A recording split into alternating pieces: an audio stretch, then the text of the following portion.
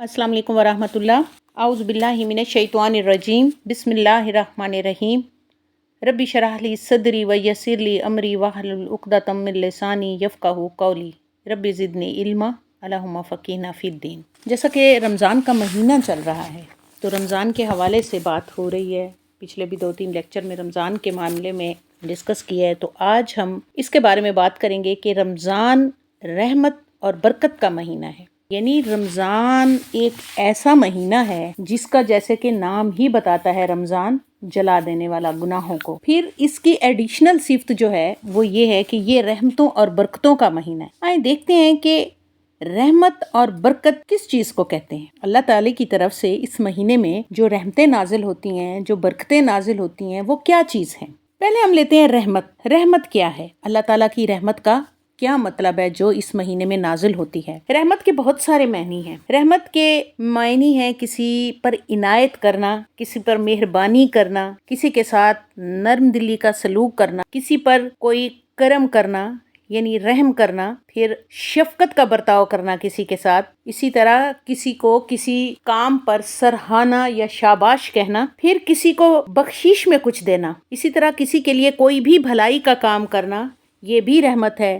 और किसी को खुशखबरी देना, ये भी रहमत है। रहमत का एक और मतलब जो है अल्लाह ताला की तरफ से, वो है बारिश का करना या होना। बारिश को वही इलाही से भी ताबीर दी जाती है और बारिश को अल्लाह की रहमत भी कहा जाता है। अब देखें, जैसा कि फरमाया गया है कि ये रहमतों और बरकतों का महीना है, तो अल्लाह ताला किस तरह से रहमतें अता करते हैं, लोगों पर इनायात अता करते हैं, लोगों पर मेहरबानियां करते हैं, किस तरह अल्लाह ताला लोगों की बख्शिश करते हैं, यानी अल्लाह ताला लोगों के साथ रहम का मामला किस तरह से करते हैं, अल्लाह ताला लोगों पर किस तरह करम करते हैं, यानी करम का मतलब इनायात किस तरह नाजिल करते हैं, किस तरह शफकत का बर्ताव करते हैं लोगों के साथ। फिर इसी तरह लोग जो इस महीने में इतने अच्छे अच्छे काम करते हैं, उन पर अल्लाह ताला की जो इनायात या शाबाश है वो ये है कि हर नेकी पर वैसे तो 10 नेकियों का सवाब है, लेकिन इस महीने में अल्लाह ताला सेल लगा देते हैं। नेकियों पर अजर सवाब की सेल लग जाती है। 70 से लेके 700 तक हर नेकी का बदला दिया जाता है। और जो रोज़ा है वो एक मख्फी इबादत है और रोज़े का अजर जो है वो लाजिवाल है और वो अल्लाह ताला ने मख्फी रखा है। वो क़यामत के दिन अल्लाह ताला खुद इनायत करेंगे और वो भी एक रहमत होगी अल्लाह ताला की, वो बख्शिश होगी, अल्लाह ताला की करम फरमाई होगी, अल्लाह ताला की शफकत होगी, अल्लाह ताला की इनायत होगी। तो ये है अल्लाह ताला की रहमत। यानी अल्लाह ताला की तरफ से किसी भी अल्लाह के बंदे पर अल्लाह की तरफ से जो इनायात होती हैं, जो इनामात आते हैं, जो नेमतें आती हैं, वो सब अल्लाह की रहमत है। अब नेमतों को ही शुमार कर लेते हैं।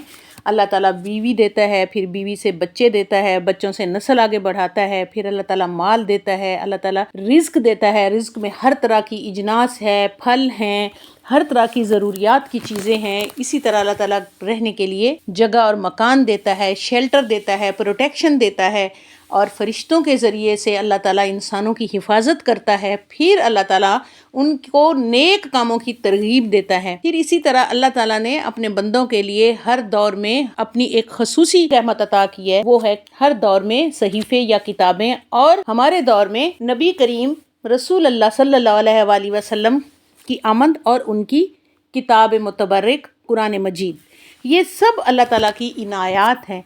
अगर आप एक भी चीज़ को देखें, एक भैंस को ले लें, वो हमारे कितने काम आती है, एक बकरी को ले लें, वो हमारे कितने काम आती है। हम उसकी खाल से टेंट या खैमे या जूते या बाकी की मसनूआत वो बनाते हैं, जैकेटें बनाते हैं, पर्स बनाते हैं, हर तरह की मसनूआत उसकी लेदर से बनाई जाती है। फिर उसकी ऊन से वूलन के कपड़े तैयार किए जाते हैं, उसका गोश्त खाया जाता है, हड्डियों से बहुत सारे ऑर्नामेंट्स मसनूआत तैयार की जाती हैं। उन्हीं हड्डियों को पीस कर उनमें से बहुत सारे मिनरल, नमकियात और कैल्शियम एक्सट्रैक्ट की जाती है। इसी तरह हर चीज़ को ले लें, कैमल को ले लें, मछलियों को ले लें, मछली का तेल बहुत सारी बीमारियों में इस्तेमाल होता है। यानी अल्लाह ताला की किस किस नेमत को हम गिनवाएं, ये सारी नेमतें जो अल्लाह ताला ने हमें इनायत की हैं, हमें दी हैं, उसमें इन नेमतों का नजूल और ज्यादा होता है। अब ये देखें, जैसा कि फरमाया गया है कि ये महीना रहमतों और बरकतों का महीना है, तो रहमत का बरकत से एक खास ताल्लुक है। अब बरकत क्या है? बरकत है इजाफे का नाम। کسی بھی چیز میں مخفی اضافہ، چھپا ہوا اضافہ جو بظاہر نظر نہیں آتا لیکن اس کے بہت سارے فائدے ہوتے ہیں. یعنی اس کا ایک لفظی معنی اگر ہم لیں تو اس کا مطلب ہے نشو نما کرنا. نشو نما میں بھی کیا ہوتا ہے؟ کوئی چیز ڈے بائی ڈے بڑھتی چلی جاتی ہے، یعنی بڑھوتری ہونا، کسی بھی چیز میں بڑھوتری ہونا. اسی طرح خیر کثیر بھی برکت کے معنی میں آتی ہے، اور برکت کے دوسرے بھی کچھ لفظی معنی ہیں، جیسا کہ استحکام، ہمیشگی والی چیز، پختگی والی چیز. اور یہ سب جو ہے اللہ تعالیٰ کی طرف سے انسان کے پاس، وہ اللہ تعالیٰ کا ایک خاص فضل ہے جو برکت کی صورت میں انسان کے پاس وہاں سے آتا ہے جہاں سے اسے وہم و گمان بھی نہیں ہوتا. اس کی تعریف کس طرح سے کریں گے؟ یعنی برکت کا اگر آپ لمبا چوڑا معنی نہ ذہن میں رکھیں، صرف 2 مطلب لے لیں: بڑھوتری، اضافہ، کسی چیز کا زیادہ ہو جانا ایک دم سے یا رفتہ رفتہ. یعنی ہر وہ کام جس میں غیر محسوس طریقے سے اضافہ اور کثرت نظر آئے یا زیادتی نظر آئے تو کہا جاتا ہے کہ اس میں برکت ڈال دی گئی ہے. اب جیسا کہ ہم روٹین میں ایک دوسرے سے کہتے ہیں کہ اللہ تعالیٰ آپ کی عمر میں برکت عطا کرے، اللہ تعالیٰ آپ کے رزق میں برکت عطا کرے، تو اس کا کیا مطلب ہے؟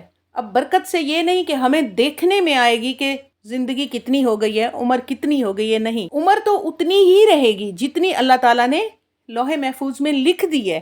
لیکن جو کام ہے اس کے، جو وہ ڈیزائر کرتا ہے، جو اپنے کاموں کو کرنا چاہتا ہے، اس عمر میں اس طرح کی برکت اور اضافہ ڈال دیا جاتا ہے کہ وہ انسان اپنے سارے کے سارے ڈیزائرڈ کام جو ہیں وہ اپنی اس عمر میں مکمل کر لیتا ہے. یہ ہے عمر میں برکت. پھر اسی طرح رزق میں برکت ہے. فرض کریں کہ ایک کھانا ہے، ہم دسترخوان پر بیٹھے ہوئے ہیں، کھانا تھوڑا ہے، مہمان زیادہ ہیں، تو اللہ تعالیٰ اپنی خاص برکت نازل فرماتے ہیں. اور خاص طور پر رمضان کے مہینے میں سفرے پہ جب سارے لوگ بیٹھتے ہیں، اللہ تعالیٰ اس کھانے میں برکت ڈال دیتے ہیں، اس میں اضافہ کر دیتے ہیں جو غیر محسوس ہوتا ہے، اور اسے سارے لوگ سیر ہو کے کھا لیتے ہیں. یہ ہے برکت. یعنی رحمت اور برکت کا ایک دوسرے سے بڑا کنیکشن ہے، بڑا تعلق ہے.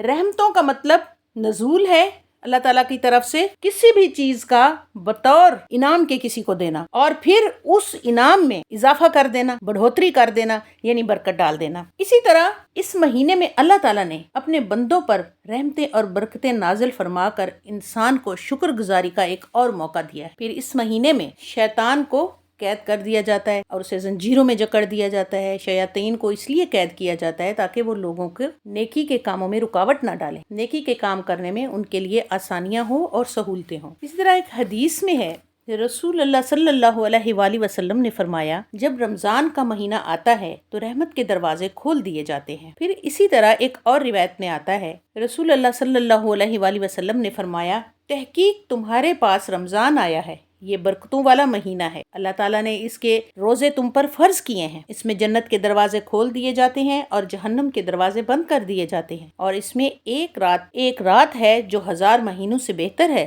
جو اس کی بھلائی سے محروم رہا، تحقیق وہ محروم ہی رہا. یعنی یہ وہ مہینہ ہے جس میں اللہ تعالیٰ اپنی عنایات، اپنی مہربانیاں اور زیادہ کر دیتا ہے انسان پر. انسان ایک نیکی کرتا ہے تو اس کا کئی گنا اس کو اجر لکھ دیا جاتا ہے.